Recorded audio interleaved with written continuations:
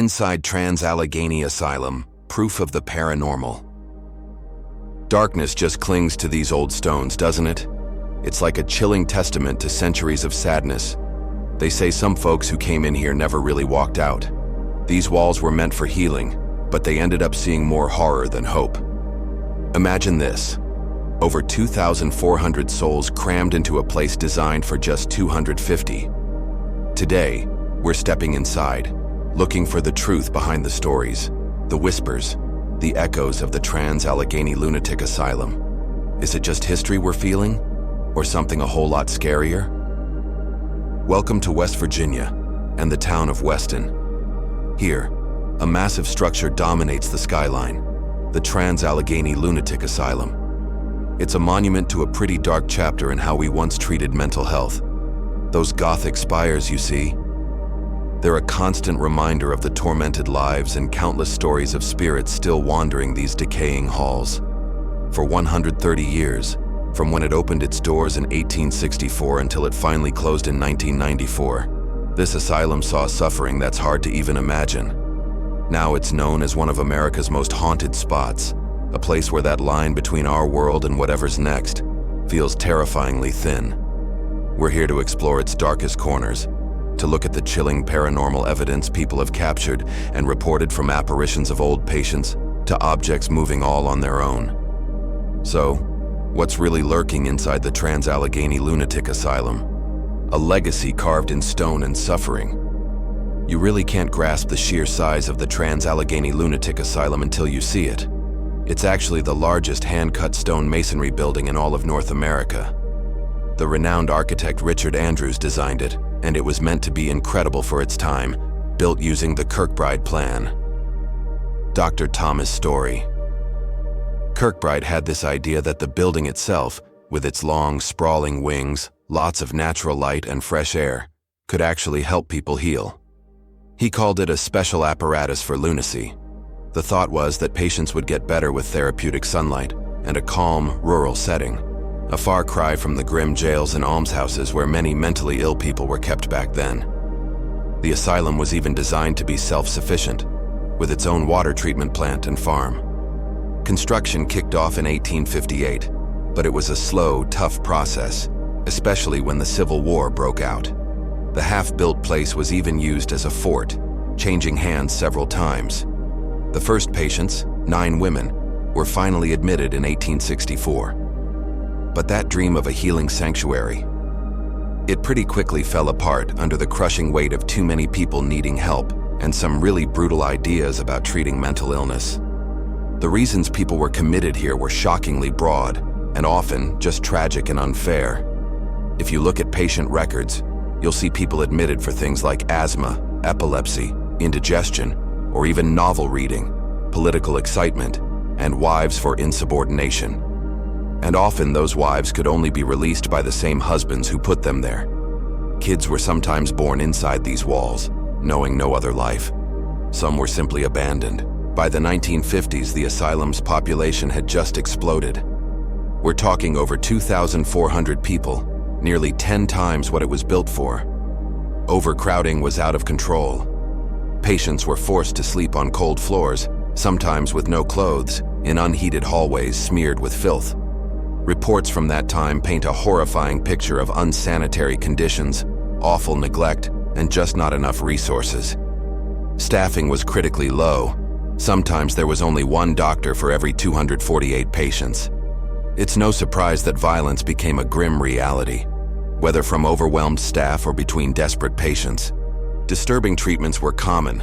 While some patients might have been heavily drugged, others faced insulin shock therapy, electroshock therapy, and long periods of isolation. The asylum also took part in the infamous West Virginia lobotomy project, sometimes called Operation Ice Pick. Dr. Walter Freeman led this, trying to manage the overwhelming number of patients by, well, surgery.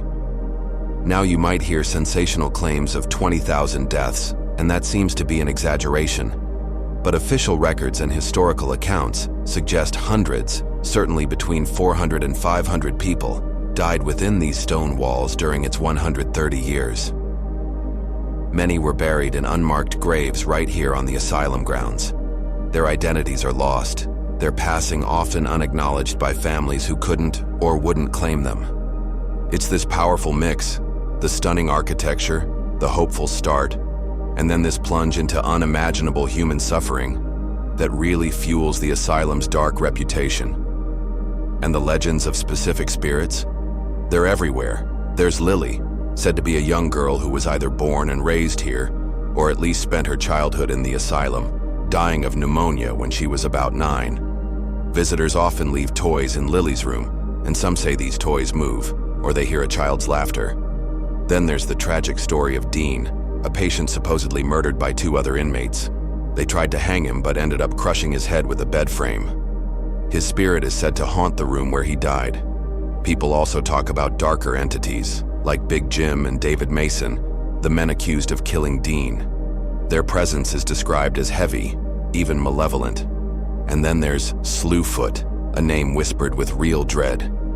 His origins are a bit murky, but his reputation is terrifying. Reports also mention a nurse Elizabeth, apparently still doing her rounds. And don't forget the Civil War soldiers who once occupied the grounds. They're also counted among the lingering spirits. Stepping into the echoes, the investigation begins.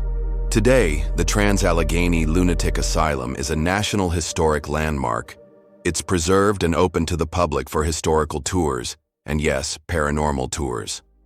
Thousands come every year. History buffs, seasoned paranormal investigators, all wanting to connect with its past. The current tour season, by the way, runs from March 29th to November 9th, 2025. As we arrive, the main building, with its Gothic style, is just so imposing. All those windows look like vacant eyes staring out. For our investigation, we've brought a range of standard paranormal research gear. Full-spectrum cameras to hopefully catch what our eyes might miss. Digital voice recorders for any EVPs, electronic voice phenomena. EMF meters, to check for those electromagnetic field spikes often linked to paranormal activity, and motion sensors. We're not here to sensationalize. We're here to document, to listen, and to try and understand why so many people report paranormal activity here. Our first walkthrough takes us through these huge, echoing corridors. The paint is peeling, and the old patient rooms are decaying. We make sure to visit the hotspots, Lily's room on the first floor, where people often feel the playful, sometimes sad energy of a child. The notorious Ward R on the 4th floor, famous for sightings of shadowy figures called creepers, entities that people say slither or crawl. The forensics building, which once housed the criminally insane, is another key area, supposedly crackling with violent energy. Every step deeper into this place feels heavier, the air thick with stories that haven't been told. Whispers from the wards, first encounters. As dusk starts to settle, casting these long, dancing shadows across the asylum's massive interior, the real investigation kicks off. We decide to start in Lily's room. It's filled with dolls and toys, left by other visitors. We begin a communication session, asking simple questions, inviting any presence to interact. The silence is deep, but it feels charged. Our audio recorders are rolling, hoping to catch a disembodied whisper, that faint laughter so many claim to have heard. One of our investigators points out a sudden cold spot near a small rocking chair, a pretty common thing people report in supposedly haunted places. Next, we head up to the upper floors. The air gets colder up here, and the feeling of being isolated is much stronger. In one of the long, dark hallways of the Civil War wing, an EMF meter that was totally silent suddenly starts spiking like crazy near one particular doorway. There's no obvious power source around that could explain it. We call out, asking if any soldiers from that time are still around. A faint, unidentifiable sound drifts from down the corridor. Maybe it's just the old building settling, or maybe it's something else. We move into a former day room, a place where patients would have spent their time. We put down a motion-activated ball. It's a common trigger object people use, hoping a child spirit or really any curious entity might interact with it. For a long time, it just sits there, perfectly still. Then, while we're talking about the history of overcrowding in the asylum, the ball rolls a few inches across the floor. It looked like it moved on its own. Was it a draft? The floor isn't perfectly level, so maybe. Or was it a response? The weight of the past here is just undeniable. In these early hours, it's the subtle things, those unexplained sounds, the cold spots, that distinct feeling of being watched, that start to build this narrative of a place not quite ready to let its stories fade away. Shadows and echoes, deeper into the night. The investigation really ramps up as we move into the areas with the darkest reputations. The forensics building, where the most violent and criminally insane patients were kept, has this incredibly oppressive atmosphere. It was sealed with heavy locks, designed to be escape-proof. Stories circulate here about a particularly nasty spirit known as the Joker or other aggressive entities. During one EVP session in a secluded cell, a loud, distinct bang echoes from the end of the hallway. We do a quick sweep. Nobody's there. Then, it's time for the infamous fourth floor, home to Ward R and those terrifying creepers. Investigators on other expeditions, including those on shows like Paranormal Lockdown, have reported seeing dark, elongated figures moving in a crawling or slithering way. You can feel the tension. As our cameras pan the long, dark corridor, one team member says they saw a fleeting shadow dart from one doorway to another. It was too quick to capture definitively, but it was definitely unsettling. We spend a good amount of time here, calling out, using high-powered flashlights to cut through the gloom, hoping for any visual confirmation of these elusive figures.